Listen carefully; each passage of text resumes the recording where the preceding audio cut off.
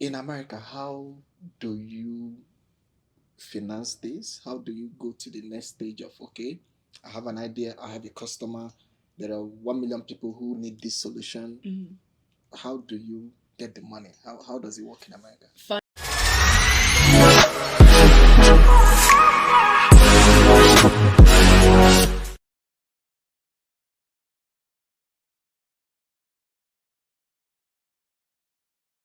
Funding, it's really difficult because it really depends on the type of industry that you're in. Okay. So, if you're a technological startup like we are, that is usually found through friends and family, and then venture capital, we call it VC funding, angel investors. There's like a pretty standard hierarchy of things that you go once you get into venture capital, then you go seed round, and it's just like increasing the number of or the amount of money you get. Yeah. But if you're like, let's say there's not a coffee shop in your area and you want to start a coffee shop and you've done your customer discovery, people really love coffee in your area, they got to travel 20 minutes to get it, something like that. You want something downtown. That point, there are other resources available. There's usually not a lot of grants available. It kind of depends based on what state you're in, what city you're in. There may be some funding there. Usually people go about it through loans. There's a lot of small business loan options. There's bigger business loan options through banks. Usually is how you acquire that funding for something like that. It just really depends, like, exactly what you're trying to do, because that'll change the different path that you need to take, whether it's towards like venture capital route where you have investors and stock options and things like that, or if you're, say, like a smaller business, a retail shop, coffee, doing a lawyer, professional consulting business, something like that. Like, those will definitely differ. Especially based on your needs, if you even need a full space, if you can work remote. Like, our company is fully remote right now. We don't need a space except for the address that we put on our corporation documents, which is the whole legal aspect that we haven't touched on quite yet. But so yeah, that it really depends on what you're doing, what you need, and there are a lot of resources out there to help you figure out what you're doing and what you need. Specifically in Michigan, there's a lot of options. I'm not super familiar with other states, but I'm sure there are other options as well. I know the Small Business Development Center is nationwide, so that's always a really good resource with business consulting to kind of help walk you through these steps. What kind of money do you consider free money in all these options? Free money to run your business, money that won't give you sleepless nights. Yes. What kind of money? Sleepless nights is a little bit of a different question. Free money usually means grant funding, non-dilutive funding, which means they're not asking for anything in return for giving you money. Usually those are like government programs that want to help in certain areas. So like, are there many of such in America? Yeah, I think so. They're kind of, yeah, a little bit high and low, and I've kind of everywhere. You really have to search to find what you're looking for, and everyone has to apply for the grant, so you have to be accepted into a grant, things like that. There's also pitch competitions. That's nationwide. It's very easy, or not very easy to get funding, but it's very easy to apply for pitches and get that get that non-dilutive funding through that way, if you can hone your pitch of your business and the good that it can bring to the world, to your city, to your state, to the nation, whatever. So those pitch competitions are non-dilutive, and some grants, they require you to spend the money on certain things. So like, we just applied for a grant for customer discovery, so we can travel around the nation to do a little more in-depth customer discovery. And that one requires us to spend it on travel and on lodging and nothing else, only for customer discovery. So we have to kind of back up our customer discovery and our bills by that. Interesting. Okay, for me, I've been, as you're speaking this, you're saying these things, I'm just thinking, as a foreign national, I know that there are some privileges I don't have access to that an American citizen will have access to. Do you think that you've ever noticed, maybe from your team, from people you've worked with, have you noticed anything, or for some reason it doesn't come up?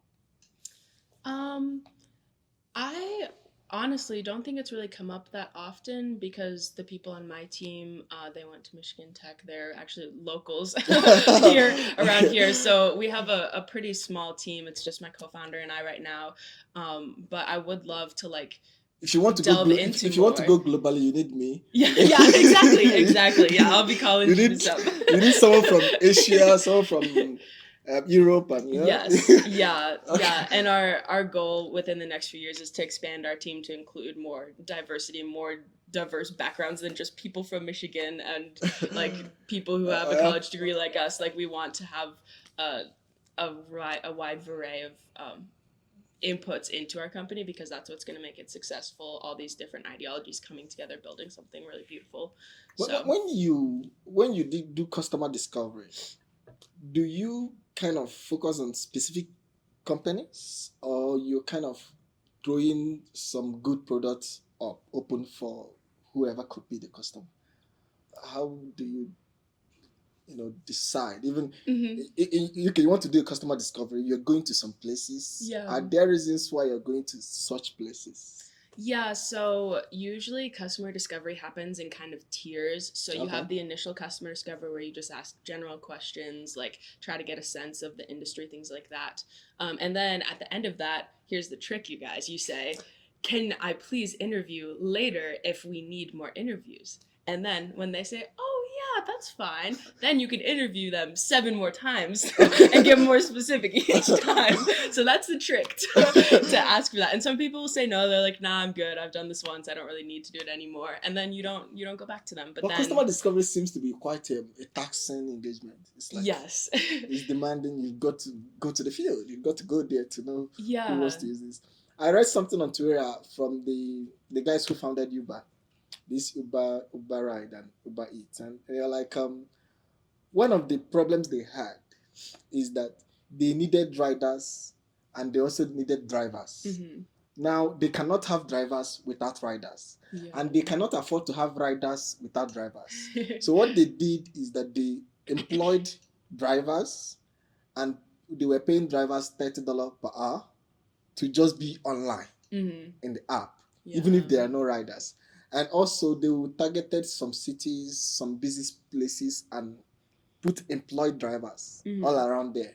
So that when someone comes out from a restaurant, they just go on Uber, there's a driver like a minute away. Mm-hmm. And they were paying that until they had a good number of drivers. And so for a small business, or for someone who just gets an ideation, is that such a thing possible? I mean, because I'm wondering how much that cost. Yeah, I think when you're talking about in terms of scaling, I feel Yes. like that is so different based on industry as well.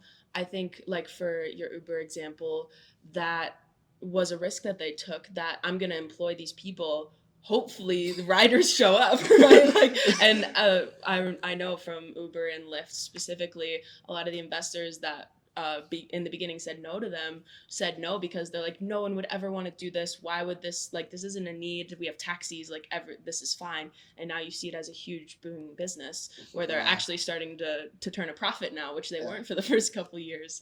And so it's always a risk when you're scaling of, first of all, like just putting those riders there or those drivers there was a risk in and of itself. But then as you want to scale, adding on those people that are at less cost than the people that you had now, like actually on salary, just sitting there waiting if there were riders or not. For your business, specifically for your business, do you think it's a good idea to give your product free to 1 or 2 companies, 3 companies, 10 companies, and see the customer response if they would want to pay from next year or next 2 years or something? Do you think it would be a good business? So yeah, again, it really depends on the industry. For my specific company, we started out talking about free pilots with a couple online retailers just because we don't have a lot of traction in the industry. We wanted to build something. We wanted to showcase like what we do have and the good that we can provide to their bottom line and things like that. We were recommended to at least have them pay a little bit, a very small fee to be a part of that pilot. We still don't know where we're going to go yet. We're still in negotiations with contracts and things like that. So we're not exactly sure which way we'll go.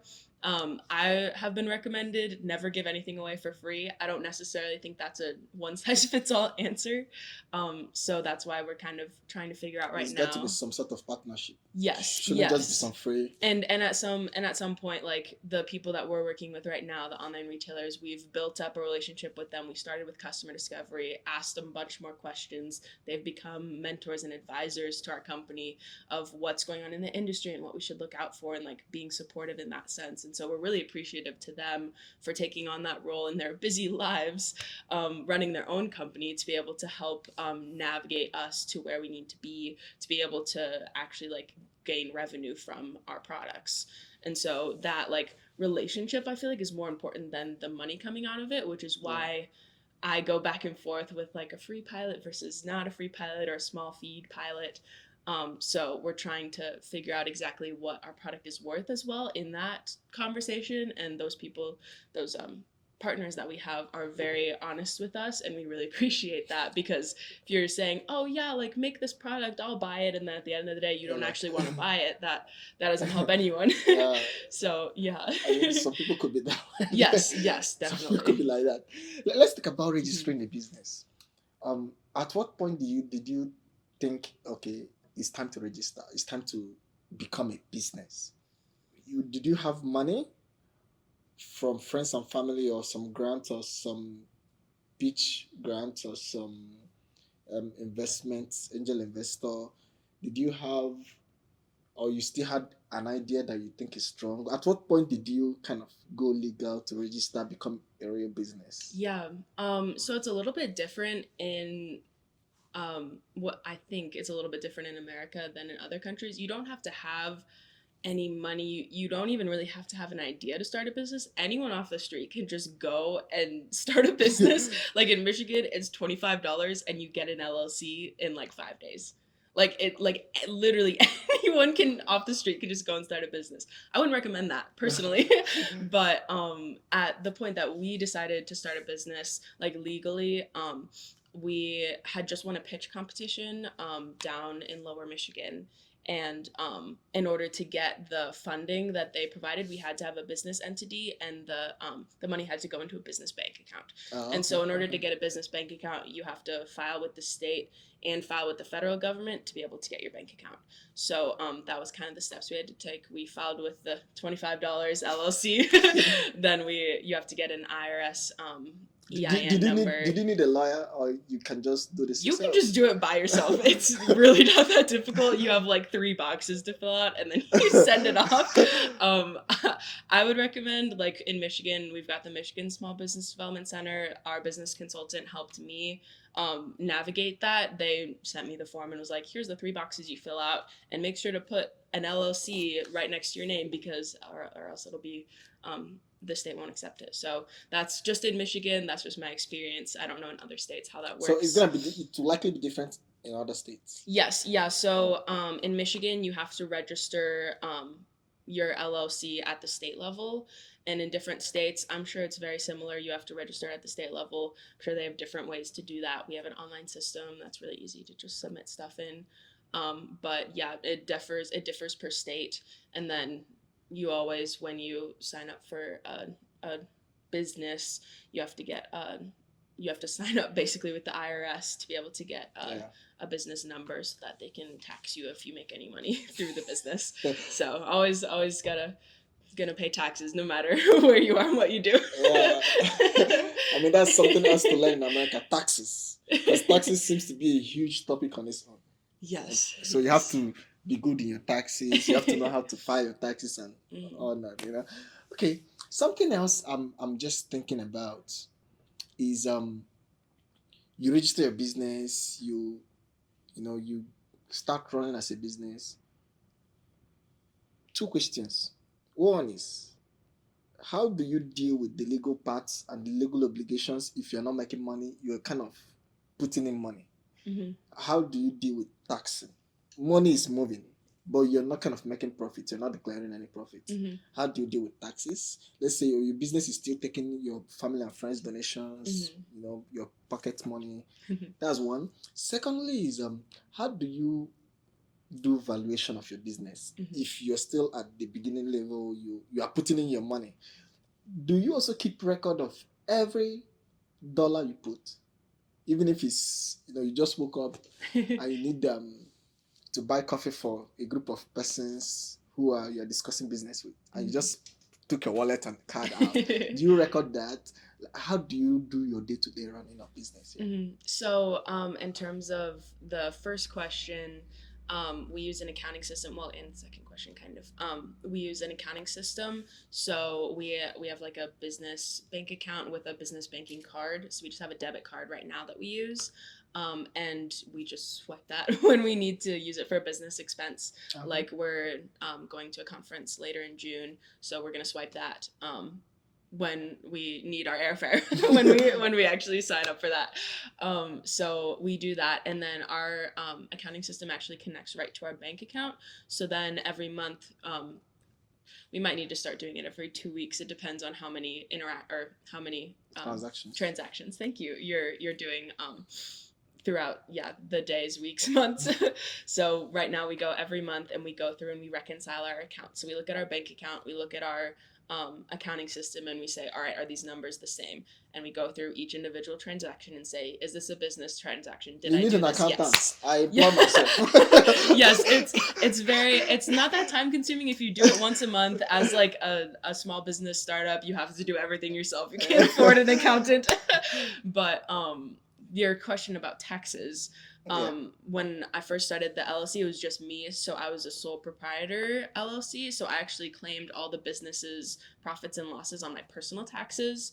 Okay. And then once I brought on my CTO, now co-founder, now we transitioned to a corporation, which has a whole different taxing structure that I'm still trying to figure out, quite honestly, and we will be getting an accountant for.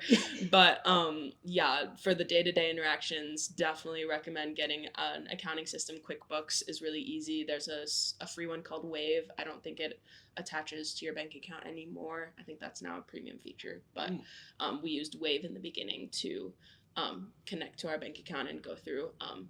And then your second question about valuation, when you're starting up, you usually don't have a good idea of a valuation. So right now we're going through our friends and family round.